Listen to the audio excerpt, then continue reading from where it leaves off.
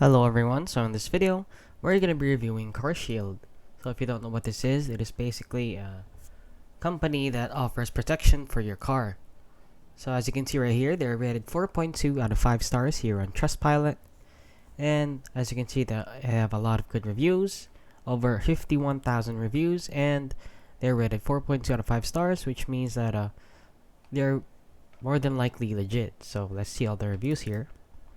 And as you can see, they had a great experience, good rapport. Your employees quickly able to find my account and make necessary changes, helpful and polite, and a lot of different things, a lot of positive things being said. However, there are some people saying that they're total scammers. However, a lot of people, majority of the people saying that they're really good, since as you can see here, 67% of them have rated it 5 stars, saying that they're very knowledgeable, they were awesome, very professional and respectful, and a lot of different things. So this company seems to be legit, and you should try it out if you're looking into insurance or a car shield for your car. And that is it. That is the review on carshield.com. So if you found this video helpful, please consider liking and subscribing.